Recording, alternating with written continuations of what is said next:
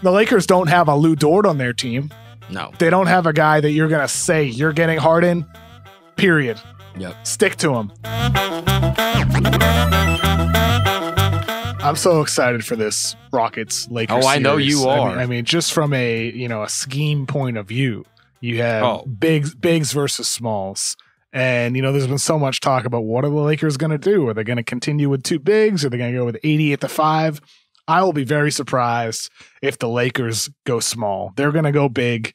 They're going to stay big. Of course they are. And they're going to do everything in their power to stay big, because of the fact is that the number one thing that you got to do to make life hard on the Rockets is stop penetration to the rim. That's where the Rockets get their easiest buckets, with layups, drawn fouls, and kickouts to spot up shooters for 3.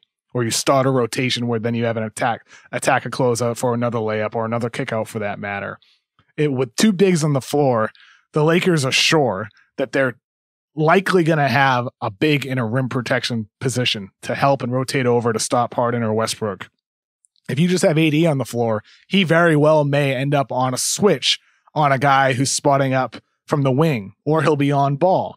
And that's where the Lakers could get in trouble against Houston. So I would be shocked if they're not staying big for that reason on the defensive end of the floor to stop the Rockets. Never mind for what it brings to them on the offensive end of the floor when it comes to potential second chances on that end, cleaning up missed layups, being available for dump off passes, being available for, drive and dishes to McGee in the dunker spot, for LeBron posting up. Sometimes they like to throw a lob to McGee or AD, whoever's in the dunker spot. I will be shocked if the Lakers go small at all in game 1. And if they do go small, it probably means Houston's shooting the hell out of it. And they feel a need to switch every screen in order to stick like glue to shooters. But I would expect the Lakers to stay big throughout the entire series. And this is just going to be a battle of completely contradictory philosophies with how to build a team and how to play a team on the court. I think they can make them go small, because you're never going to be that small with AD and LeBron out there anyway. I'm just talking about pull McGee, pull Howard, McGee or Howard, make them unplayable. So in other words, like you're saying, like possibly there's a scenario where the Lakers are going to J.R. Smith, Dion Waiters, yes, instead of Howard McGee. Yes. What does Houston need to do to make that happen? You obviously, PJ Tucker has to be honored. Like, he's got to be making shots, right? Like, when he gets pulled, when he can pull the big all the way out, has to pull the big all the way out in order to get that lane open, right? Because otherwise, I do think, and look, I think there was a pretty good case to be made that Steven Adams played too much against that Houston team, because it's like, bro, if you ain't gonna dominate, if you're not gonna just punish them for being small, and I'm not sure, I think AD could punish them for being small. I don't know if Dwight and JaVale are going to punish them for being small. They can with those lobs, though. They can with, grabbing offensive boards and going right back up with it. There were situations in their prior games in which you do see, in the short amount of minutes McGee plays a short stint, or Howard out there for a limited amount of time, that they bring so much energy that their sheer size does make a difference for the Lakers over the Rocket size. And look, Houston's not going to start playing Tyson Chandler for 25 minutes a game. It's just not going to happen. No, but I just think when you got LeBron and you got AD, there's a limit to how small you can be anyway.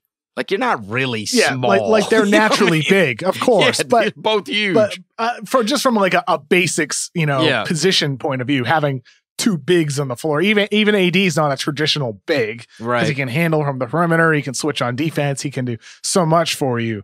But I guess the way to put it is AD plus McGee or Howard. Well, he's the problem, because what do you do with him? Covington was unbelievable. I mean, unbelievable. Go on AD. But, I mean, you're probably going to have PJ Tucker for the most part. Tucker was the primary defender on Anthony Davis during their prior matchups, and he did really well against them, at least statistically. Physically. But a playoff situation is a whole different conversation. Yeah. We'll see over the full duration of the year. But like I said, man, I'm just straight up excited for this game tomorrow night, or tonight for the listeners. I'm going to be able to knock you over with a feather with this one. Number one, there's no doubt that a Houston versus the Lakers series is an infinitely more intriguing matchup than Oklahoma City versus the Lakers. Not even I could deny that. It just is.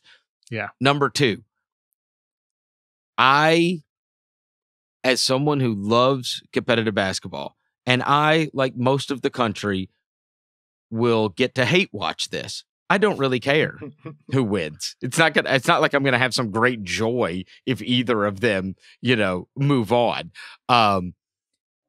I resent the fact that I do think they're really up against it fatigue wise by playing tomorrow, because I think the Rockets could present real problems. And I might not have said that a couple of weeks ago, but watching them and watching those 7 games that were just played, and then watching the Lakers and their games and the way they play. Kevin, look, if Harden shows up for this thing, there is no doubt he's the leading scorer in the NBA, and he is a ridiculously amazing offensive talent. Westbrook is an absolute bitch to deal with, and their guards suck. The Laker guards aren't good. Let's not they say do. Suck. Caruso's a really good defensive player. Already. No, he is. These guys are not good. They're not starting for anybody else. Caruso's Who a really is Alex good defensive Caruso player. Tell me the team Alex I don't Caruso care who starts. I'm saying he's a good defensive player. That's all I'm saying. He's a good defensive player. He's fine.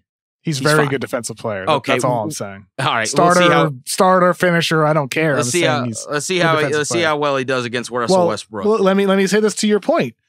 The Lakers don't have a Lou Dort on their team. No, they don't have a guy that you're gonna say you're getting Harden. Period. Yep. Stick to him. Stay with him. Stay in front of him. Put all your energy into defense and to stopping that guy. They don't have that guy on their team. They're probably going to be switching screens and having different guys defending James Harden. You're not going to stick Caruso on him. He will defend him in certain situations. They're but saying he's not going to be a Kuzma. primary guy.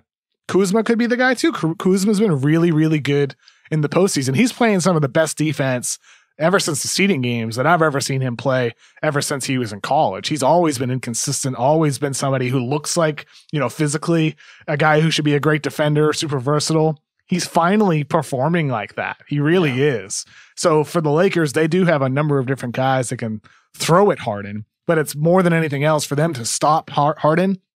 It's about scheme and preventing him from getting to the basket. I'm okay with Harden taking some heavily contested step back 3-pointers late in the shot clock. What I'm not okay with is him getting into the paint where he has options to kick it out to open shooters, or he's hitting a floater, or he's getting a layup, or he's drawing fouls. I'm not okay with that. And that's bad news for the Lakers if he's able to consistently get penetration. But if you're able to contain that, you're in really good shape and you're feeling good if you're the LA Lakers. He's also a guy that he's fatigued out in playoffs that were less daunting than this, right? And I'll be very interested to see what Harden does, because I do think that this pushes you to the limit, right? If you got a fatigue issue, he does not look to be in great shape right now. He does not look to be in great shape. He like for all these guys in these deep series, they're probably all getting tired. Yeah, well, this is a lot on their plate right now, especially Harden with how much he has to handle on the offensive floor and the effort he's putting in on defense. In that game 7, dude, those 2 big blocks that he had, in addition to either scoring or assisting on 13 of the 14 final points scored by Houston. I'm just laying out the facts here about what Harden did in that game 7. Please go through the play-by-play. Please, show me those easy shots that James Harden set up for everybody. He won them the game down the stretch, even though he played like trash. His block was amazing. It was. I totally copped that. The block on Schroeder, the block on Dort, and he created the only guy who was creating on the offensive end of the floor, because he's the only guy that they have on that team. Westbrook, does his own thing. But Harden is the solar. He's the center of that solar system with the Houston Rockets. And for the Lakers, every decision that they make needs to be about stopping him. And to me, that means staying big, because by staying big, you can limit penetration to the basket and therefore take away the number one thing that leads to the most efficient shots for this machine on the other end of the floor. That's what you need to do. stop penetration by Harden, and you're in good shape if you're the Lakers.